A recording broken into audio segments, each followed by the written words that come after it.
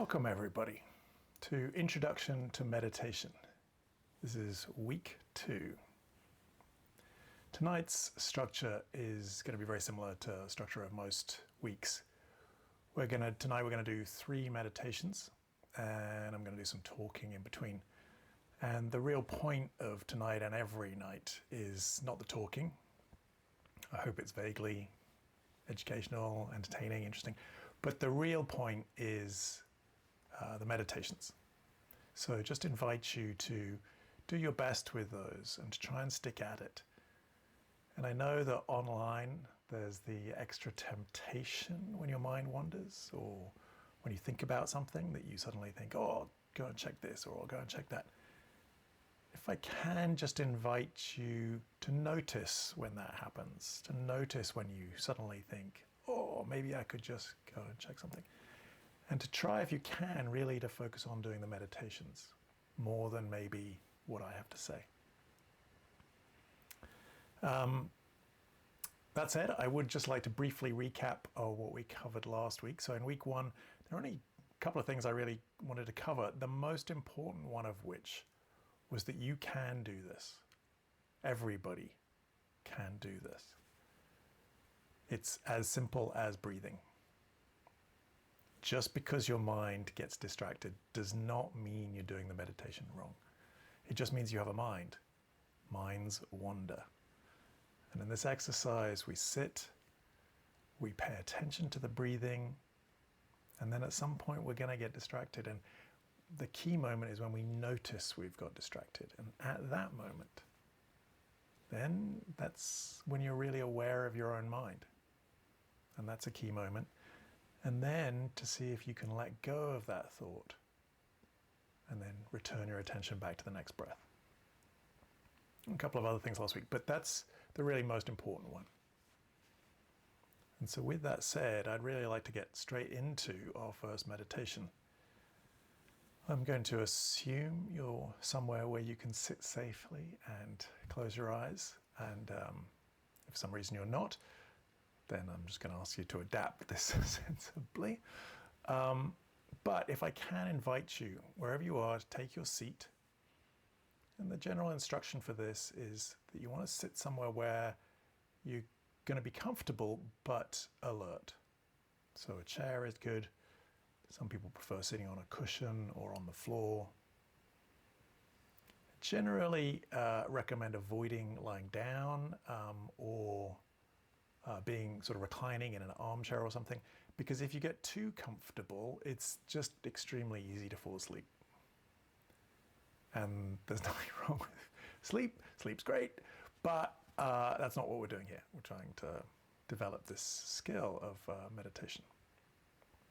So wherever you are, just invite you to take your seat, probably sitting up straight, and invite you to close your eyes, or maybe just, if you're uncomfortable with that, you can just lower and soften your gaze slightly.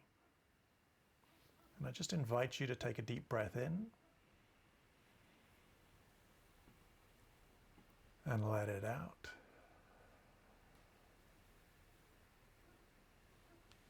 Take another nice deep breath in, but this time hold it at the top for a moment. And then let it out as slowly as you can. Trying to release any tension you're holding in your body, in your shoulders, in your belly.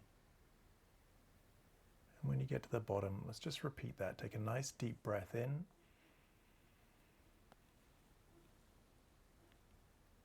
And let it out. Nice and slowly. Releasing tension. And then allow your breathing to return to normal. And what I'd like you to do right now at the beginning of this is just to notice what's on your mind right now. In our lives, we carry around all of our to-dos, our responsibilities, our issues, problems, concerns, worries, fears, hopes. And of course, right now, there are plenty more concerns, worries, fears than perhaps normally. And I just want you to acknowledge and notice what are the big pressures on your mind right now. Just acknowledging what they are.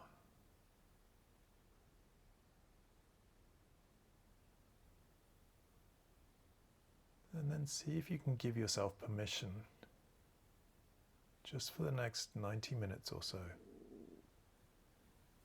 just to see if you can leave them alone. Just set them aside.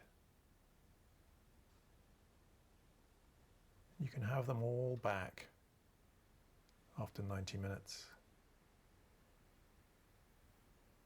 But hopefully you'll be a little bit calmer, have a little bit more clarity of mind,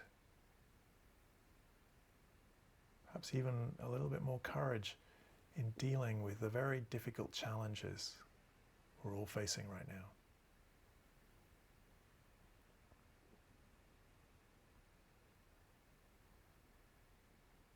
And they might crop up during the evening, and that's fine.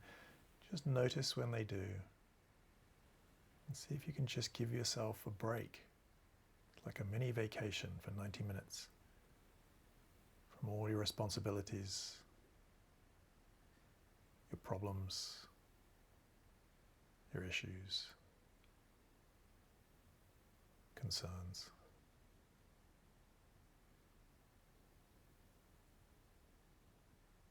And take another deep breath in and let it out.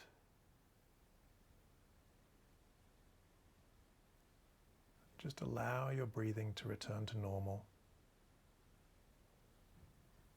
And just see if you can just rest your attention very lightly on the next breath.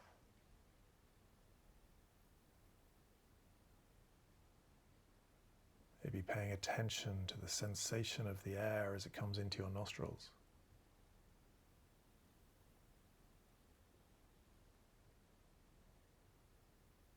Just allowing yourself to be absorbed by the sensation, noticing how far you feel it.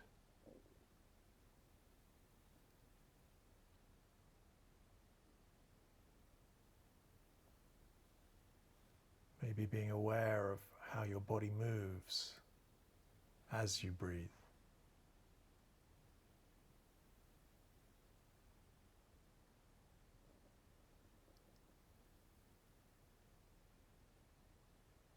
And when you notice that your mind has taken you somewhere, just remember that that is completely normal and to be expected. It's happening to everybody who's doing this. And when you notice that that's happened, just simply notice that it happened. And see if you can let the thought go. Return your attention back to the next breath. And simply start again.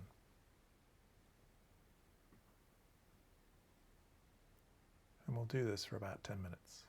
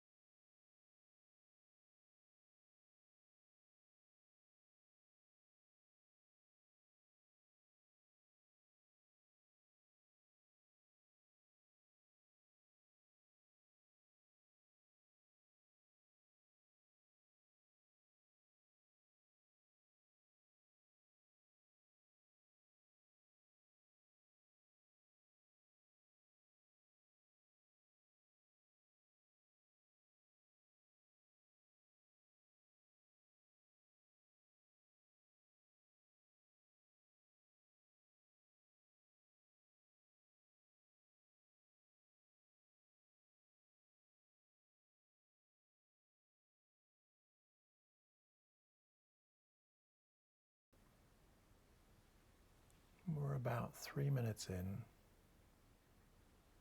just remind you that it's absolutely normal and fine that the mind gets distracted. Doesn't matter if it happens loads of times or if one particular thought dragged you away for several minutes. That's part of the experience, to be expected. And then when you notice that it happened, just simply notice that it happened without judgment. And then return your attention back to the next breath and simply start all over again.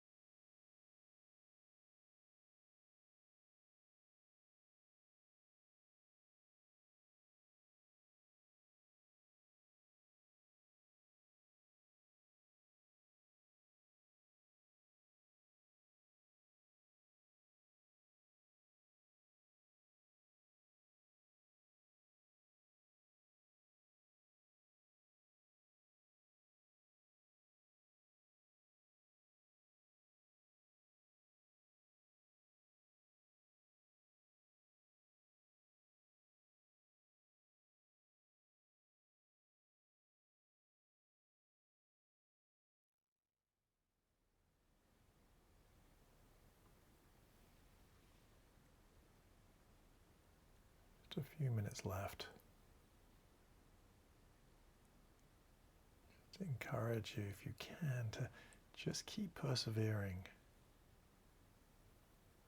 It can be a moment where this can feel a bit frustrating or even boring. And just invite you to notice whatever it is that's trying to pull you away or get you to stop doing the exercise. And just to see if you can keep persevering. Just for a couple more minutes.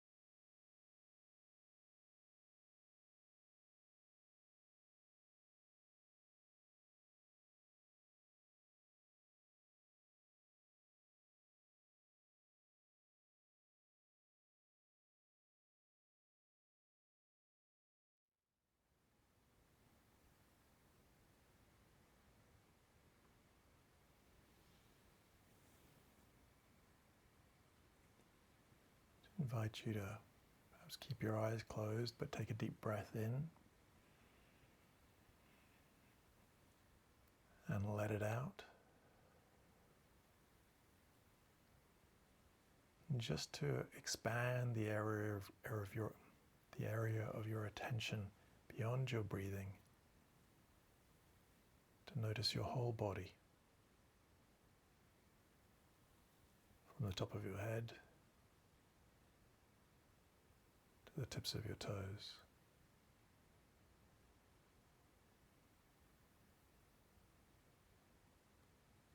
Noticing perhaps the big sensations, like what you're sitting on, but also noticing the myriad of little sensations, the subtle sensations, like your fingertips, sensation of your feet on the floor,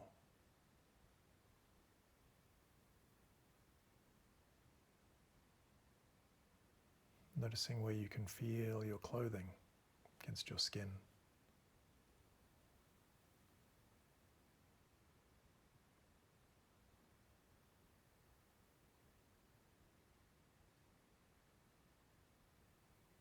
Just scanning your whole body, noticing there are hundreds of these little sensations. And they're not terribly important or urgent, but they're all available to you to be aware of. It's a way of anchoring your attention in the present moment.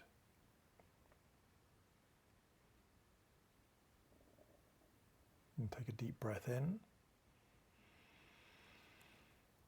and let it out. And when you're ready, open your eyes and connect yourself back into the room.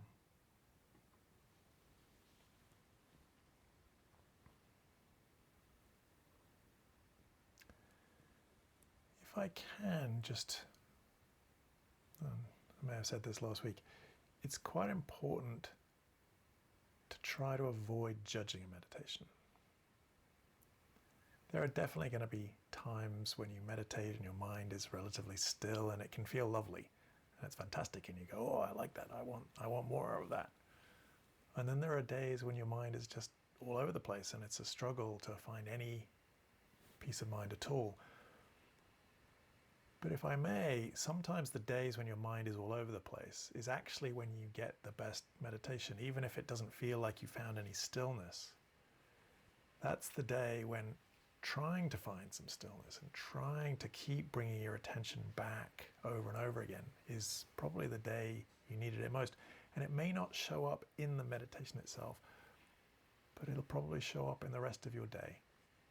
So if you can, just try to avoid saying, oh, that was a great meditation, or oh, it was a terrible meditation. If you did it, you did great. That's all that matters. So, so last week I said, you can meditate. That was my big, most important point. And the second point I wanted to make was just that when you meditate for the very first time, you notice this very important insight of meditation, which is that you are not as in control of your mind as you might think.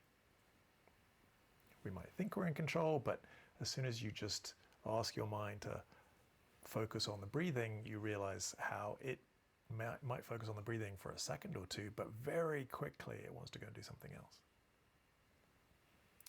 So this mind thing, it's kind of tricky, and a lot of meditation is about starting to explore our mind and to learn more about it, to become more familiar with it.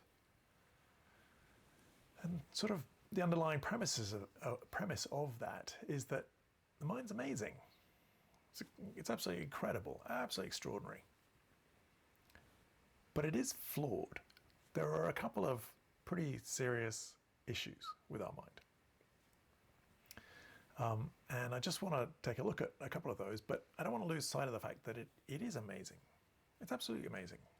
It's processing literally thousands of inputs every second from your eyes, from your ears, all those sensations on your skin that you can feel, all of that's being processed by your mind, and it's filtering out so that you only pay attention to things that are really important. But it's taking in everything. It's processing all of the chemistry in your body to work out, what levels you have and what levels you need. All of that's being processed within your body. Then on the sort of mundane daily life stuff, you're able to sort of, go shopping or drive a car. Driving a car is pretty complicated. You're able to take these inputs of other cars, how fast they're going, whether or not you can get out in time. All of that stuff's going on. You're able to sort of compare spaces, all in real time. All that processing is happening in real time, moment to moment. You're able to see what's going on. You're able to hold down a job, deal with finances, hold down relationships, have family, friendships. We'll do all these things. Some of us play sport and we can hit a moving ball, which is just incredible, really. We can go for a walk, appreciate sunsets, listen to a symphony. So many things that the mind enables for us. But it is flawed. And I tend to think of this as that there are sort of a couple of ways it's hardwired, just part of being human. There are a couple of things about the mind that are hardwired. I wouldn't say wrong, they're definitely sort of there for a reason, but they're not there to make you happy, that's for sure. And then of course there's the whole bunch of flaws that happen in our mind just by living from when we're kids. We've got parents who may have been great, but they were still imperfect. And certainly as a kid, we probably interpreted things imperfectly. We had some good teachers, but we had some not so good teachers. We've all had relationships and experiences of heartbreak, betrayal, loss. All of these things have impacted some of our wiring. And some of that has been good. Some of it helps us in our decision making, in our evaluation, in our experience and wisdom. But some of it's not so good. And in meditation, one of the things we're starting to do is to be able to see these things, to become more aware of our own mind. A couple of the ways I think it's hardwired badly. I think it's really helpful to see that this is just a hardwiring issue. It's just part of being human. It's not that you're a bad person or something. It's just how it is. And I find it helpful to think of these in sort of terms of evolution. Just think about how human beings evolved over hundreds of thousands of years. And if you think about our early ancestors, this isn't obviously quite how it happened, but you'll get my point. I like to think there were maybe two types of early humans. One were these very sort of happy-go-lucky, optimistic people. They generally were content. They mostly saw the world as it was. And so if they're walking along and they hear a rustle in the grass, they figured it's probably nothing. Because 99 times out of 100, it is nothing. Then there was another group of people, another group of early humans. These were wary and paranoid and always looking for what was wrong and scared. And the smallest rustle in the grass, and that would have them absolutely terrified. They would be convinced that it was a danger. And the thing is that 99 times out of 100, it's not. There's no threat. It's not a problem.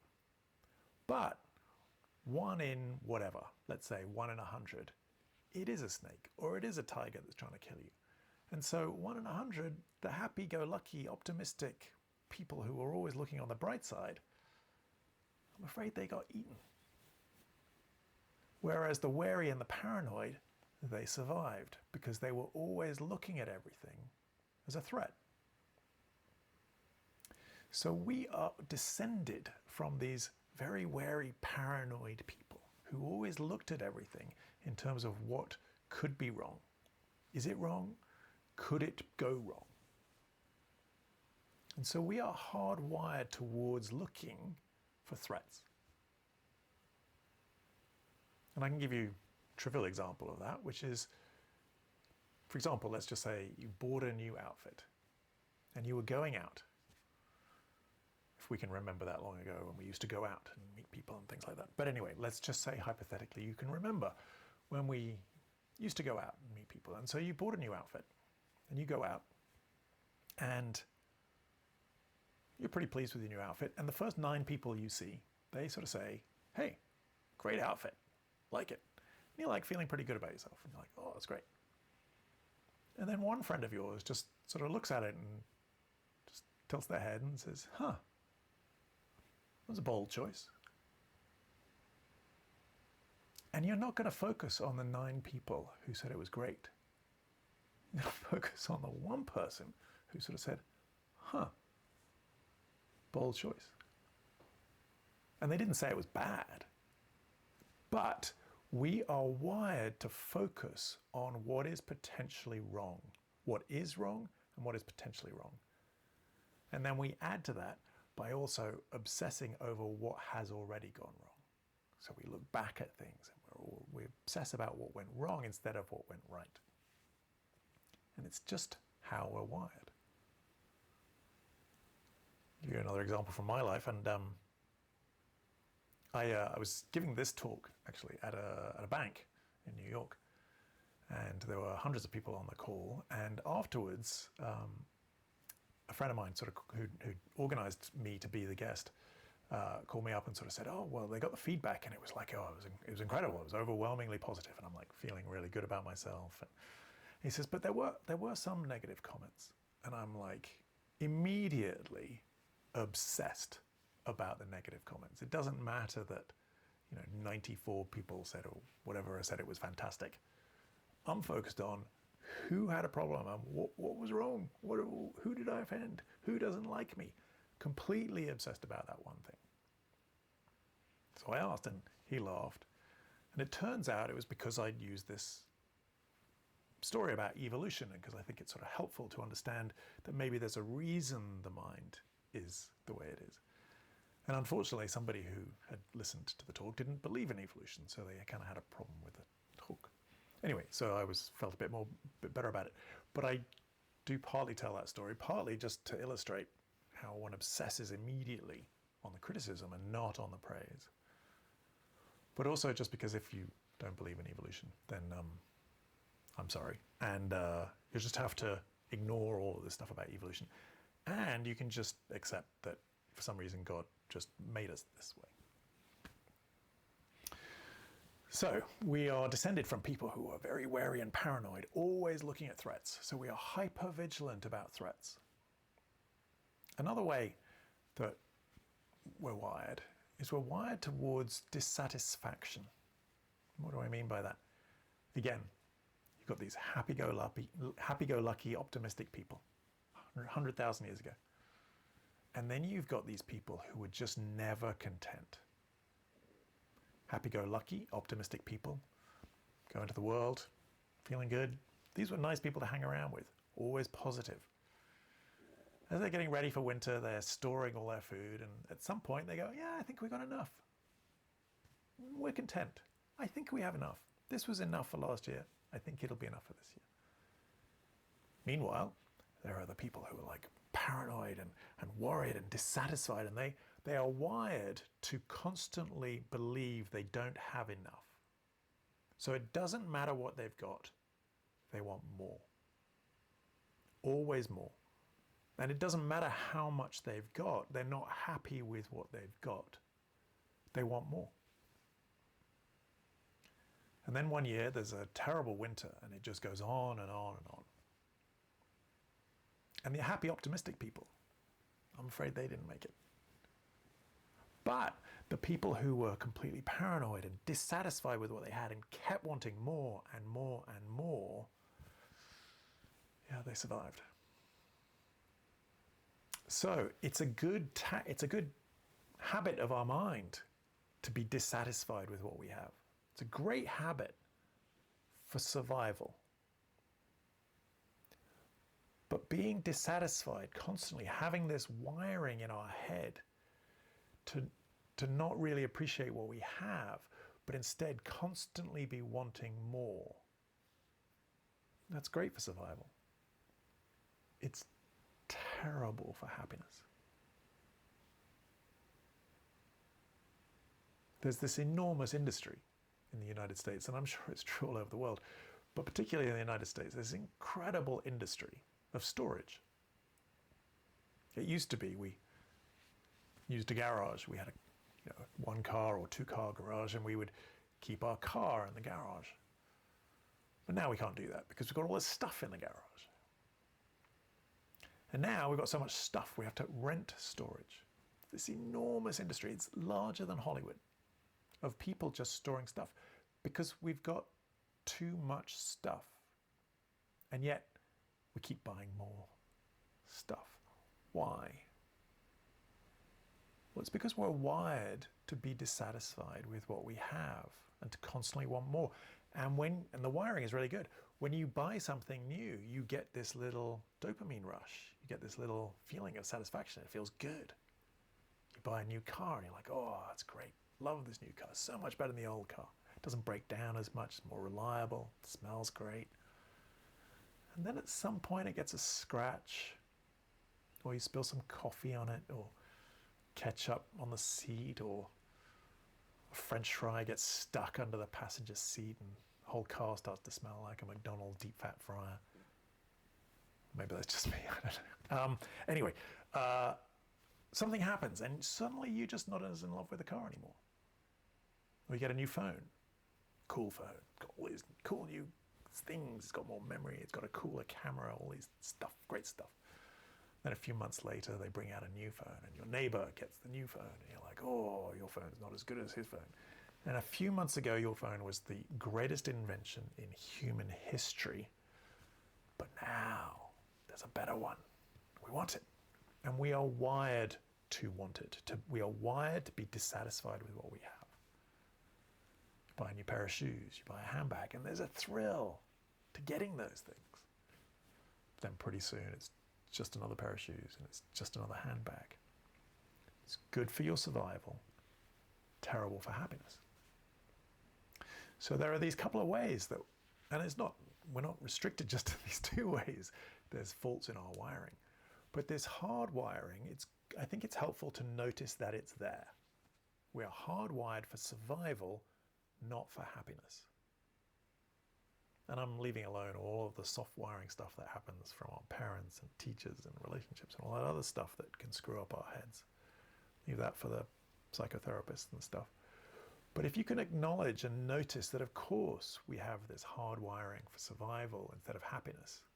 If you take that single premise and then you combine that with what we discussed last week and what you've noticed in meditation, which is that you are not as in control of your mind as you might think.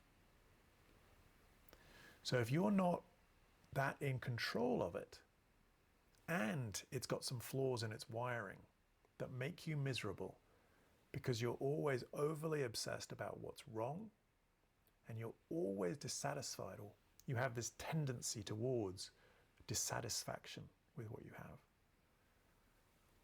and you can't control it, which means that often the mind is going to do that. It's going to obsess about these things. It's going to obsess about what's wrong, and it's going to be unhappy with what you have. And you don't have that control, so that makes you miserable on the one hand. On the second hand, it actually also makes you vulnerable. Because there are all these psychologists, influencers, persuaders, people in marketing, people on the television, on the news, newspapers, magazines, the internet. There are lots of people that know you have these two weaknesses in your wiring. You're constantly on the lookout for what's wrong, and you're dissatisfied with what you have. And they will prey on that. They'll prey on like, oh, let me get you something else to worry about. And on the news, if it bleeds, it leads. If they can scare you and create the sense of a threat, they know you're going to watch because we're wired for it. Marketers are going to try and, there's this whole science in marketing where they have to sort of make you feel the pain that you need these other things. And it's not that hard to make you think you need more stuff, because we're wired to be dissatisfied with what we have and want more stuff. And if you're not aware of the fact that your mind works this way, A, it makes you miserable, and B, it makes you vulnerable. And this is where meditation really kicks in. It's because in meditation, we're starting to become more aware of our thoughts. So on the one hand, we're becoming aware of our mind and how it works, and so we can actually see where it's going. We can see what its patterns are. And we're also developing this skill of wherever you are focused, of starting to develop this skill of moving your focus somewhere else. In the meditation, we do this exercise where every time you notice your mind went somewhere, you then bring it back to the next breath. So you're training yourself in this ability to redirect your mind. So long as you're aware of where it's gone, you're aware of the fact that it's got some flaws, that sometimes we are going to overly obsess about what's wrong. You're going to overly obsess about not having enough, not being enough, be dissatisfied with what you have. If you can notice that your mind's doing that, then you can make a decision. Now, the ability to see that things are wrong, that there are things that are wrong, because we all know there are plenty of things that are wrong, especially right now. Plenty of things to worry about. And it's not wrong to worry about them. What is unhelpful is when the mind goes off automatically down a path and obsesses about what's wrong, without us realizing that that's happening. So it's fine to acknowledge what's wrong, to be aware of what's wrong, to think about what's wrong. But it's also good to be able to be aware of that's where the mind is going. You can notice it today with the whole coronavirus thing.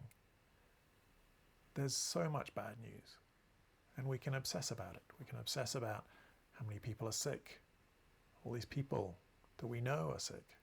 People are dying. A lot of people are grieving. It seems extremely unfair. We can get very upset about possibly policy errors that we might believe have been made that have led us to this point. And goodness knows, the media and the newspapers, this is their job, is to get eyeballs, to tell us these things. But they know that the best way of doing this is to scare us, to get us upset. And it's fine to be informed, and it's fine to watch the news, and it's great to know what's going on, and it's fine to have an opinion. And maybe you are absolutely right that there have been these mistakes made, that perhaps they shouldn't have been made. That's all fine. But are you in control of that journey that your mind goes on, or is your mind running the show? And in meditation, we're just starting to become more aware of where our mind is from moment to moment. And then given that the mind does this, it goes on these journeys under our control, and it goes off in unhelpful directions, making us miserable, making us worry about things, fear things, get anxious about things. And it can really spin and take us down that rabbit hole of frustration, anxiety, stress. That it's nice to be able to take a break. And in some ways, meditation is simply a way of interrupting those thought patterns. So we pause. We place our attention for 5 minutes, 10 minutes, whatever. We place it somewhere else. And metaphorically take a breath, as well as literally taking a breath. And that's why we feel better, because the mind when it runs on its own and it's in control, it doesn't necessarily take us to a nice place. This is a way of interrupting it and taking a break. Now, it's not the only way of taking a break, but this is not all meditation does either. So this is one of the things. This is one of the ways in which we can interrupt those patterns, as well as also training us in becoming more aware of where our mind is from moment to moment. So that's a lot of talking. Time for another meditation, I think. So one of the ways that we can interrupt these patterns, and one of the techniques, this technique that we've been doing with the breath, it's really a technique where we are placing our attention on something that's going on right now, in the present moment.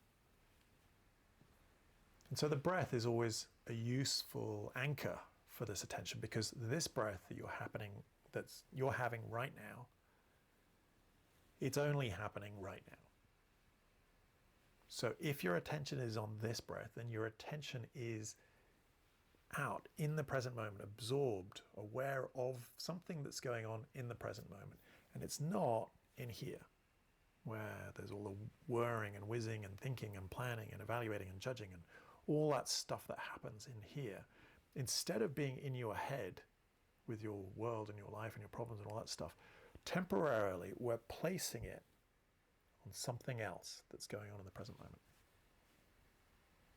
And breathing is one anchor, but there are lots of other things you can focus on. You can focus on sound or music. You can gaze at a candle flame. You can sit outside and just allow the wind and the sound of nature. Just allow yourself to be aware of all of that. But there's another very powerful technique known as a body scan. We're just going to do a relatively short, maybe 15 to 20 minute version of that. And what I'd like you to do is maybe stand up, stretch for a second. And then as soon as you're ready, if I can invite you to take your seat. And once again, sitting up straight. Probably even more important in this one to make sure you're alert. It's very, very easy to fall asleep in this one. So if you can, make sure you're sitting up straight, comfortable but alert. I invite you to close your eyes or lower your gaze and soften it. And just invite you to take a deep breath in.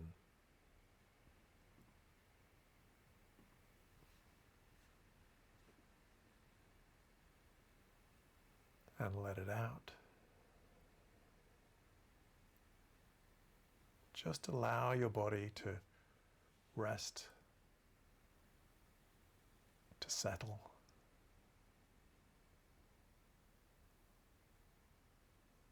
Allow your attention to rest on the next breath.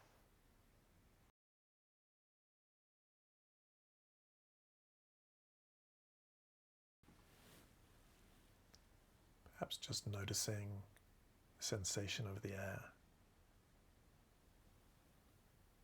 or your body moving as you breathe.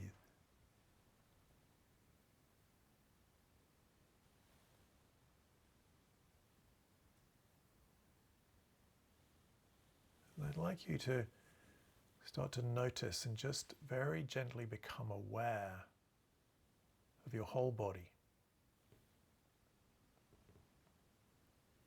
From the top of your head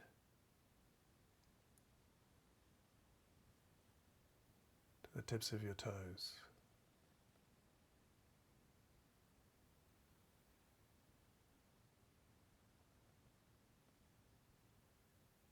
Noticing the big sensations. Noticing the subtle sensations.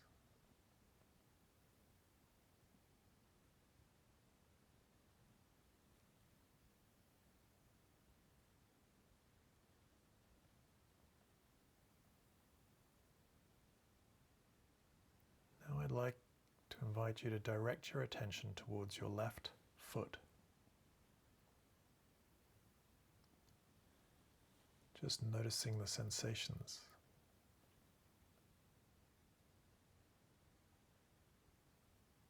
If you're wearing shoes, just noticing where you can feel the pressure from the shoes.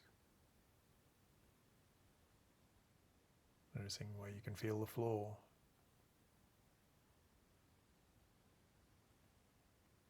And looking closely at what that sensation really feels like.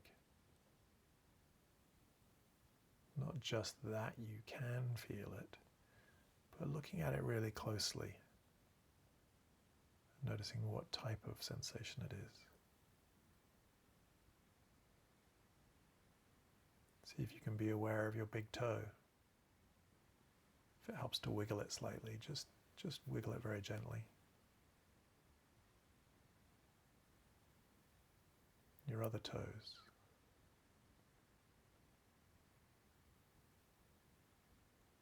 Ball of your foot. the arch, the heel,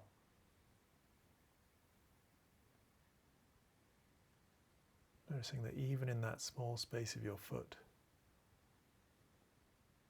there are masses of sensations that you can be aware of.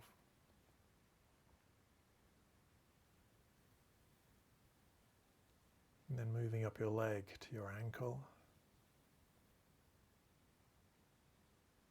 noticing your calf, your shin,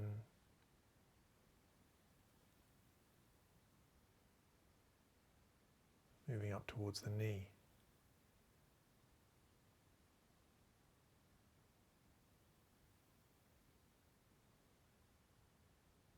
It's a very vulnerable joint. You may have aches and pains or injuries.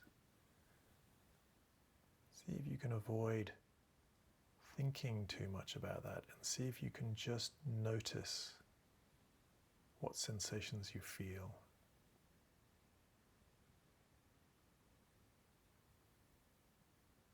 Then moving up the upper part of the leg.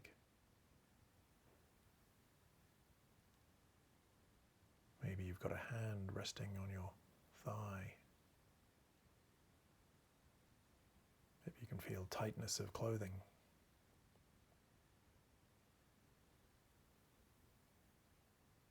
Moving up towards your hip.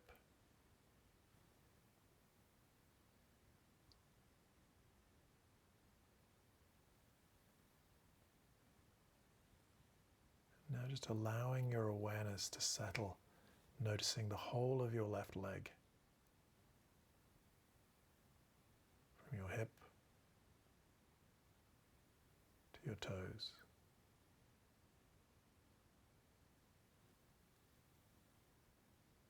You may even feel energy, like a flow, up and down the leg.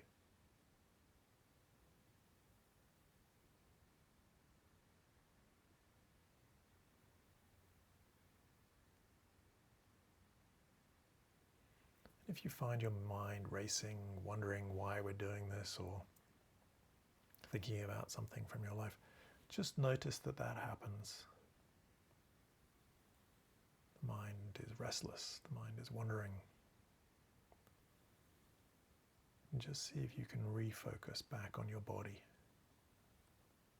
Just allowing your awareness to settle on the sensations you feel.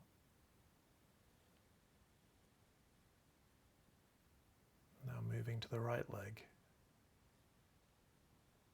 Noticing your right foot.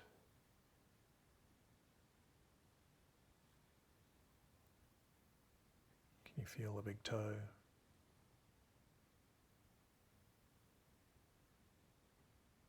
Little toes. Ball of your foot. The arch. The heel. Noticing the top of your foot.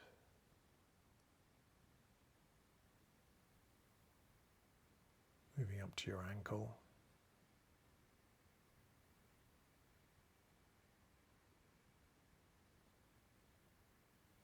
If you can feel your calf,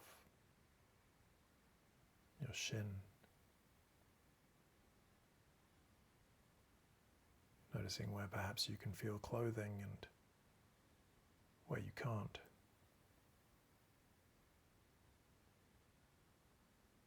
Noticing the knee.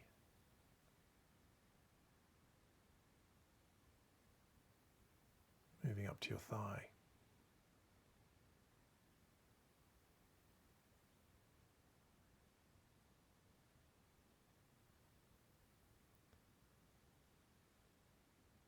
See if you can just rest your attention, noticing all the sensations from your hip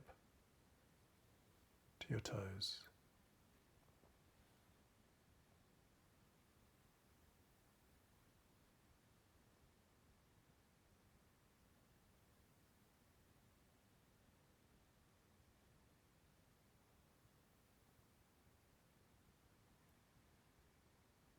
And if the mind wanders, just notice that it's wandering and Once again, see if you can just relax into just the pure awareness of your leg.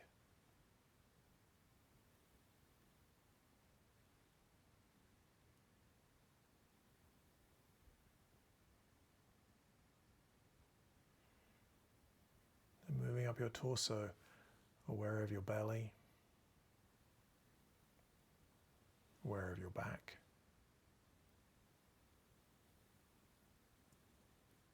Noticing if you're holding tension here.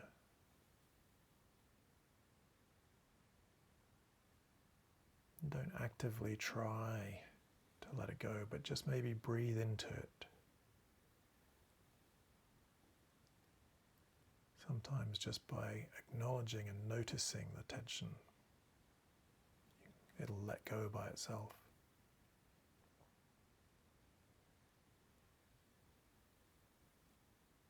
Maybe moving up to your chest, your shoulders,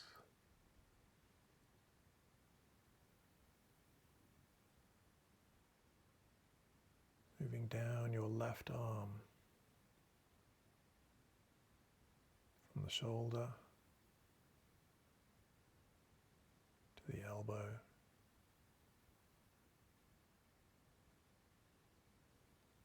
you may be able to feel your arm where it rests against your side. And just see if you can distinguish between where you feel that in your arm versus where you can feel that in your side.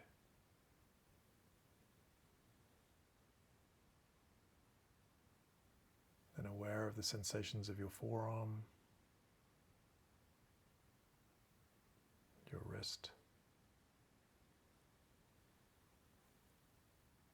then your hand.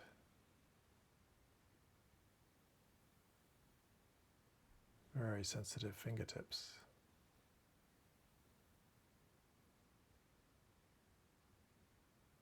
Even if they're not touching anything, you can often feel the tingling.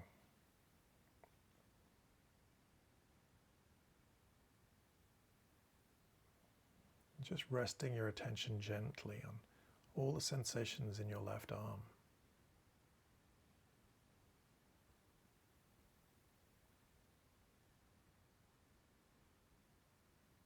Then moving your attention to your right arm, from your shoulder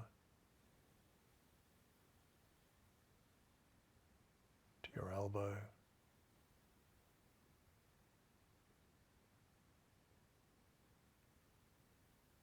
down your forearm,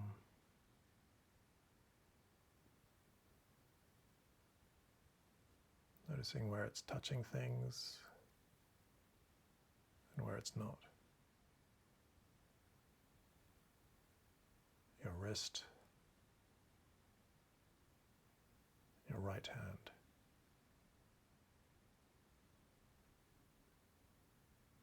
Noticing each of the fingers in your thumb.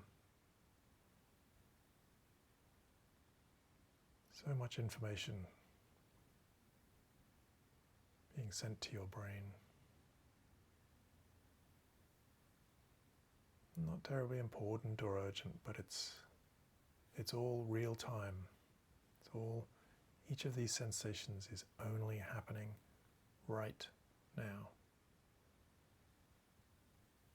So by paying attention to these sensations, you're placing your attention in the present moment.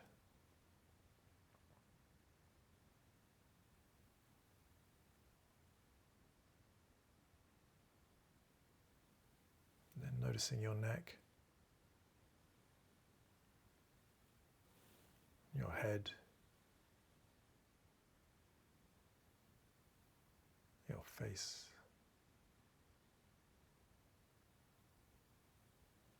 feeling the sensation of the air on your lips or in your nostrils.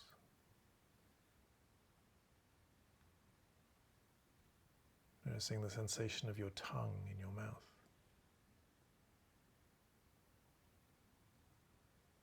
Your lips.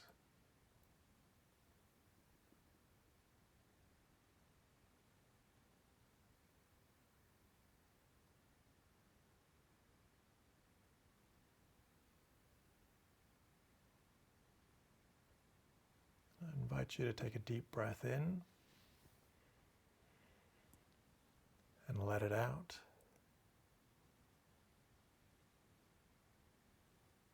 In your own time, when you're ready, open your eyes and come back into the room.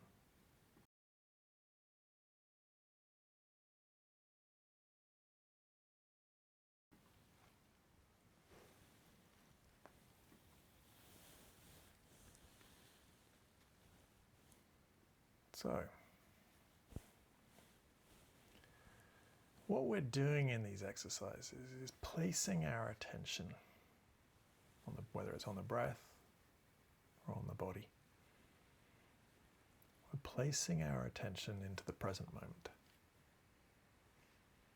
Practicing what I call, and a lot of people call, present moment awareness. Awareness of the present moment. And it sort of fits into this category of sayings that you may have heard, sort of like, be here now. Be present. The power of now. Whenever I hear these things, I always find it kind of annoying. It's like these aphorisms. Be here now. Be present. What does it even mean?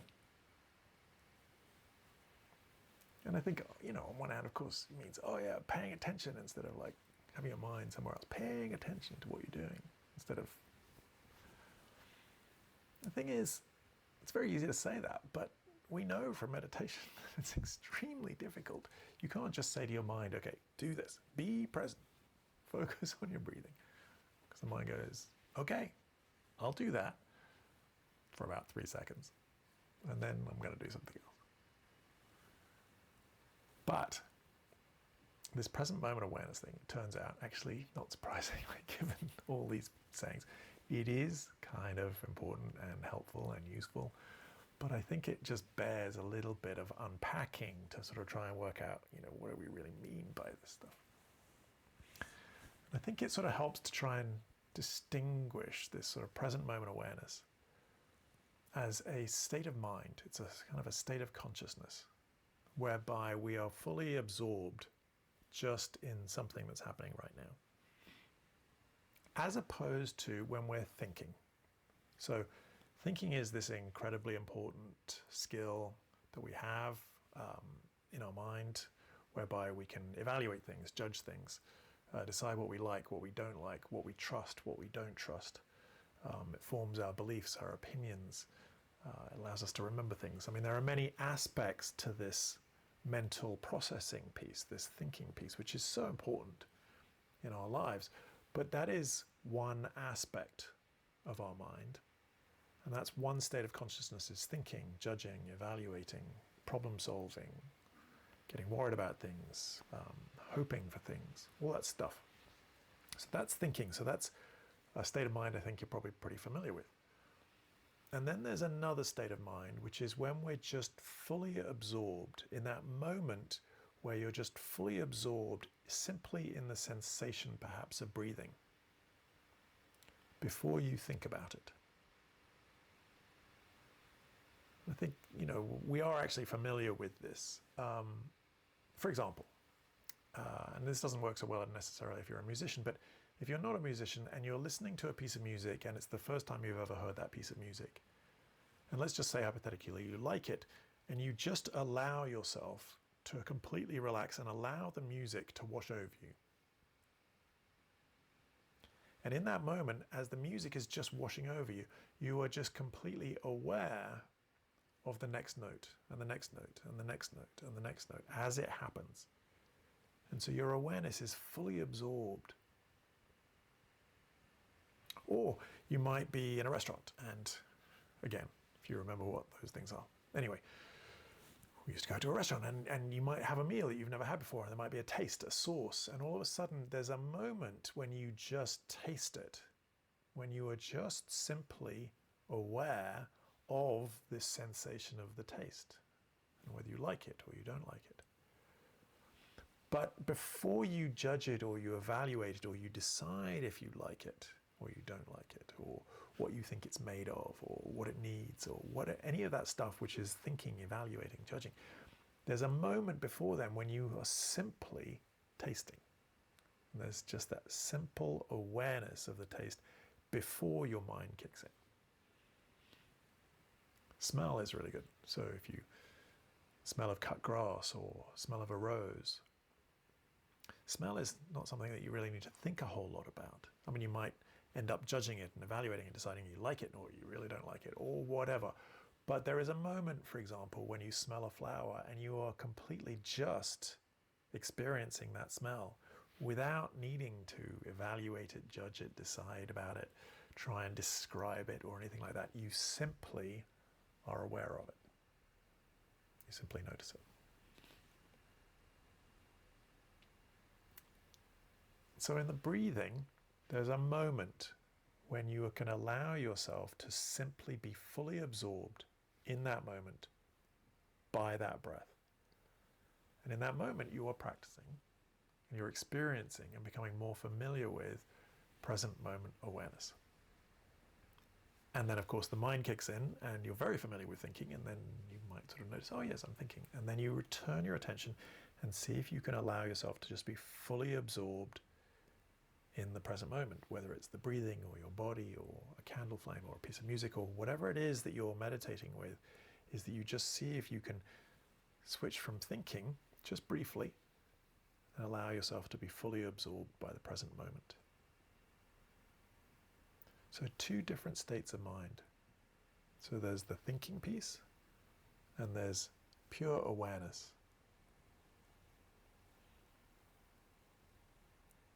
I'm told that the Tibetan word for meditation is the word gom. And it really translates to becoming familiar with. And I think that's a really useful way of perhaps thinking about meditation. Is that in this act of meditation, we are becoming familiar. And we're becoming familiar with maybe a couple of things. One is our own mind. So as we meditate, we place our attention in the present moment and then we start thinking. And so you start to become more familiar with how your mind works. You're becoming more aware of your own thoughts as they happen. And even if you don't catch them immediately as they happen, you're building this awareness to start to become more aware generally of your thoughts.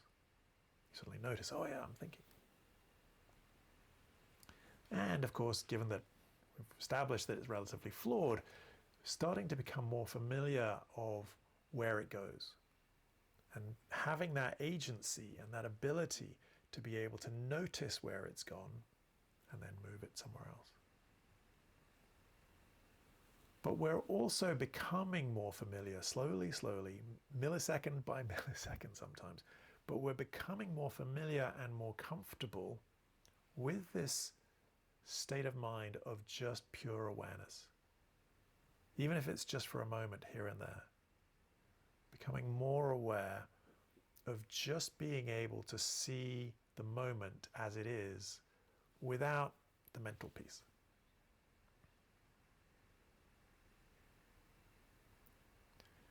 In Buddhism, the sort of the high point or the black belt of Buddhism, if you like, or the thing they are ostensibly trying to attain is what they call enlightenment, this state of enlightenment.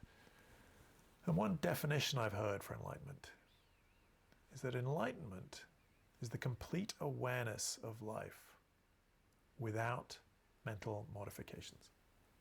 The complete awareness of life without mental modification. So it is, this awareness thing might seem trivial. It might be like, okay, what's so big about experiencing the present moment without thinking about it, without judging it, without deciding whether I like it, don't like it, if I have an opinion about it? What's so great? And what I'd say is a couple of things. One is it's incredibly relaxing. It's beautiful and it's going to make you feel better.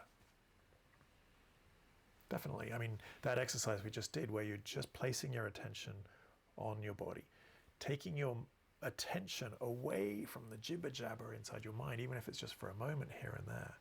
It feels great. It's very relaxing to be freed from the jibber jabber. So that's one aspect of it.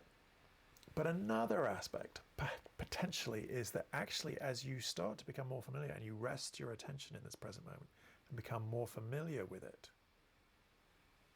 you might discover that there's more there than you realize. And that actually the jibber jabber of our mind, constantly wanting to evaluate, to think, to worry, to judge, to have opinions and beliefs and all this stuff, that gets in the way of us being able to experience reality simply as it is. And some people say that experience of reality as it is before the brain gets in the way may have something profound and extraordinary to offer. Hence, these best-selling books by Ram Dass, for example. I think it was back in the 70s. It was Be Here Now. One of the first of its kind, in fact. And then, of course, more recently, Eckhart Tolle's The Power of Now. This sense of trying to sell us on this idea, this slightly amorphous idea, that there is something really important, valuable, and powerful in simply being able to bring our attention out of our jibber-jabber mind and into the present moment. Okay, so time for another meditation. So once again, invite you to stretch, perhaps, and then sit up straight. So you can take your seat. Once again, I'm going to invite you to sit so that you're alert but comfortable.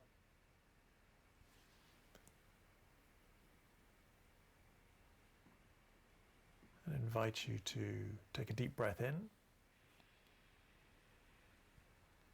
and let it out.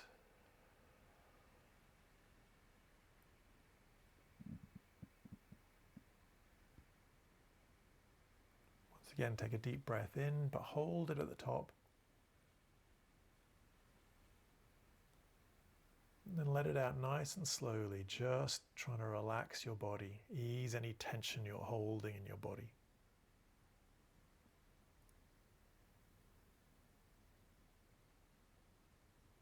And allow your breathing to return to normal.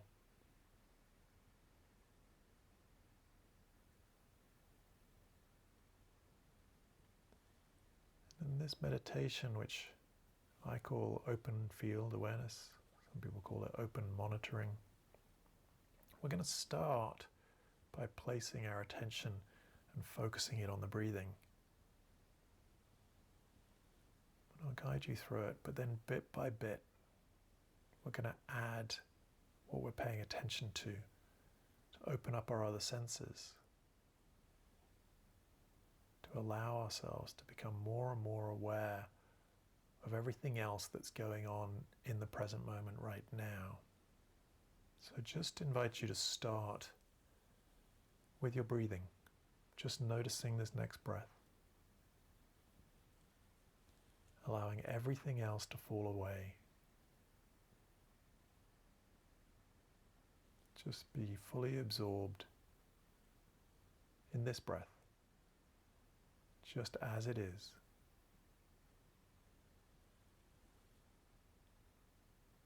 You might already notice the mind trying to drag you somewhere, to think, to evaluate, to solve problems, to worry. But just for this last meditation, just 10 minutes or so, just see if you can allow all that other stuff to fall away, just temporarily. Just focusing on the breathing.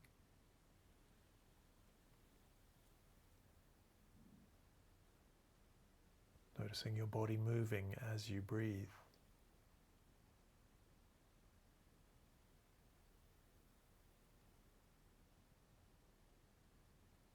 Noticing all the sensations in your body. The big sensations, the little sensations, all of which are happening right now. So you're just opening up your awareness to notice your breathing and your body.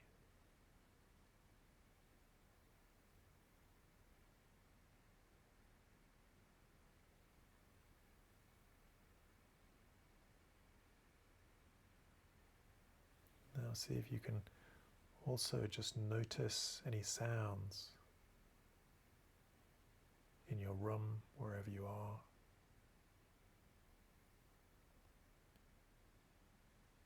Might be a few obvious noises. See if you can perhaps notice the subtle ones, like the hum of a light,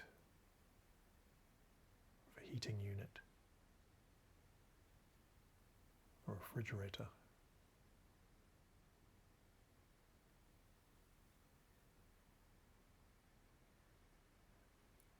Try not to think too much about the sounds or identify them or get clever with them. Just trying to rest your awareness so that you're simply aware of the sounds, aware of what's going on right now, aware of your body, and aware of your breathing. Opening yourself up to everything that's going on right now.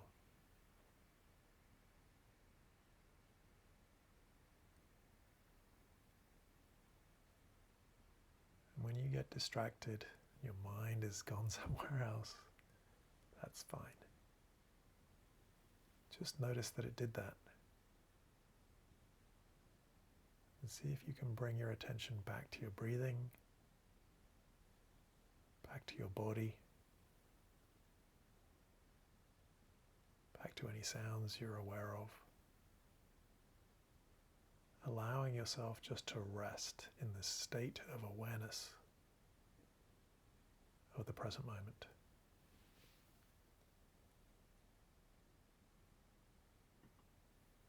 Do this for about another 10 minutes.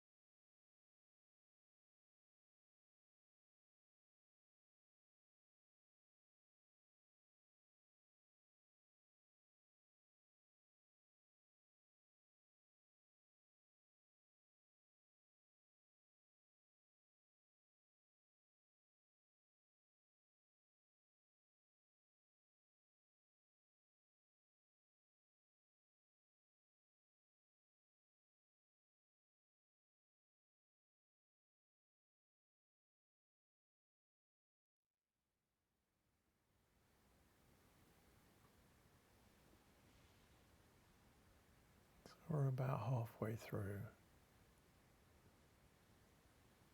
Just encourage you to keep persevering with this. When you're opening yourself up to many inputs, or in the present, it can sometimes be harder than when you're focused on a single thing. But see if you can just keep persevering at it. When you notice you've got distracted, just to notice that and then allow yourself to open up. Firstly, to the sensation of you breathing, then to the sensations of your body, and then to any other sensations like sound,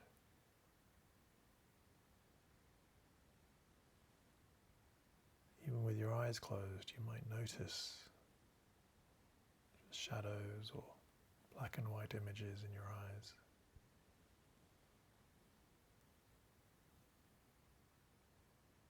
Opening yourself up to anything and everything that's going on right now.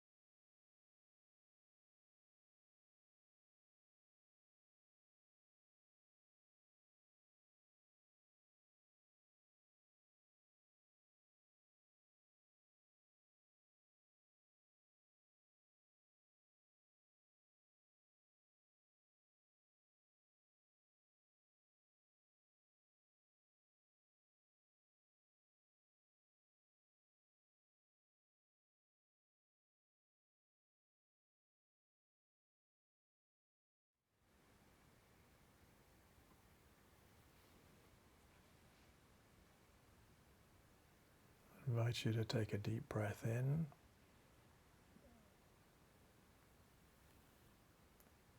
and let it out.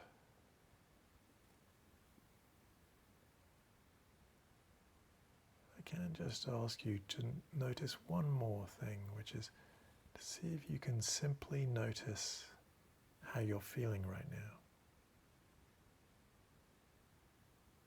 What's the emotional state of your body? You might be feeling something nice, like comfortable or content, calm. But you might be feeling something uncomfortable, undesirable, like frustration, sadness.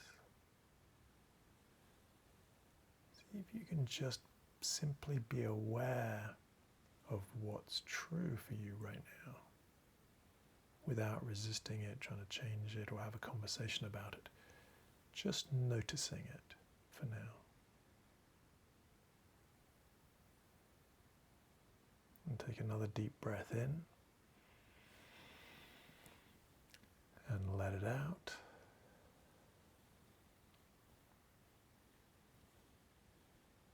When you're ready, open your eyes and come back into the room.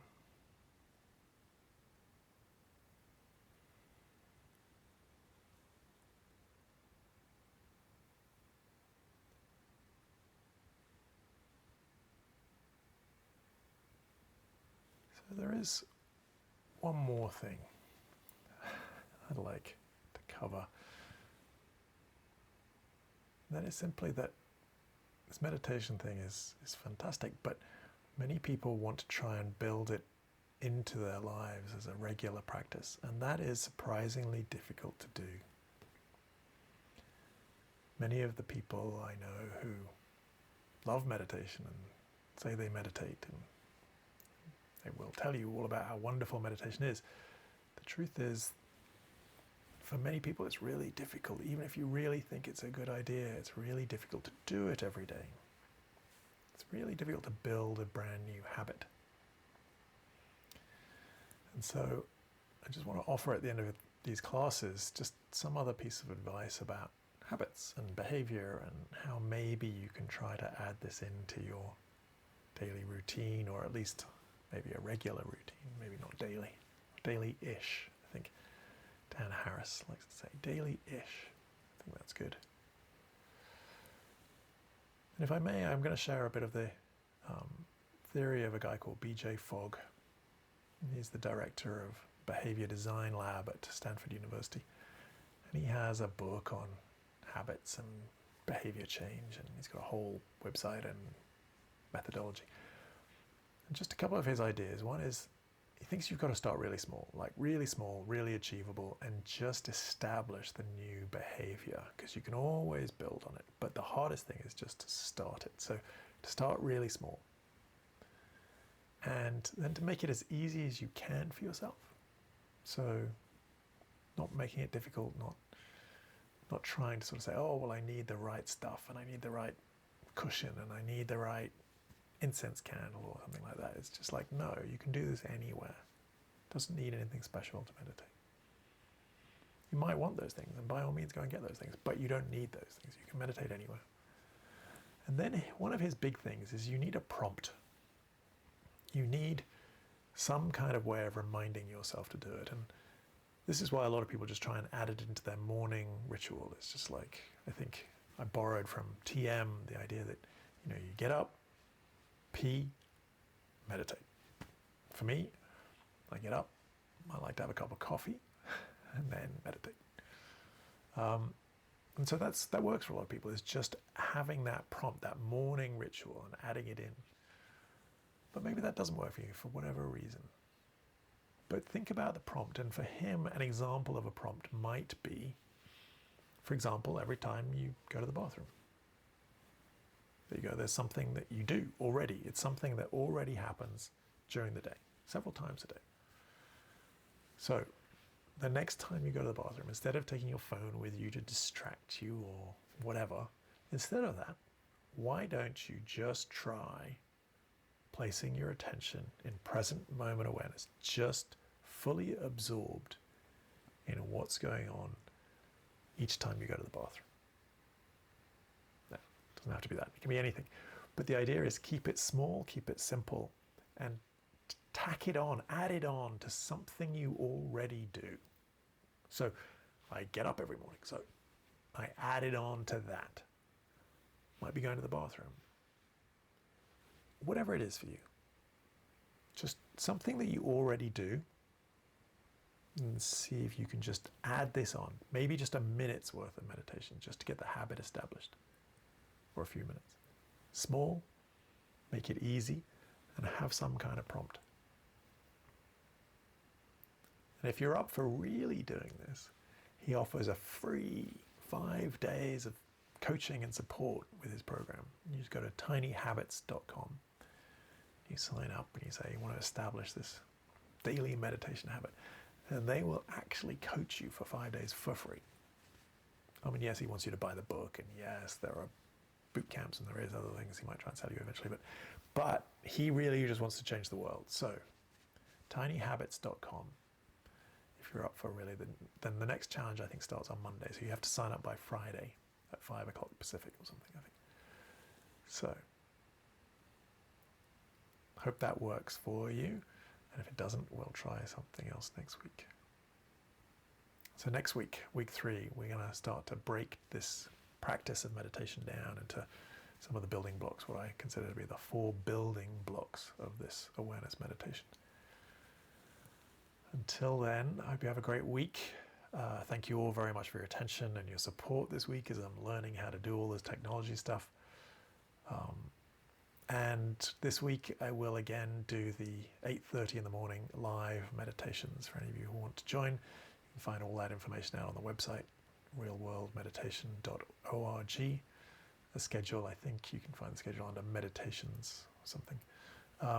It's in various places anyway. Dig around on the website and you'll find it. If you've got any questions, there's a contact us piece at the bottom of the page, or you just send me an email if you have my email. Thank you very much, everybody. Best of luck for this week. May you be well.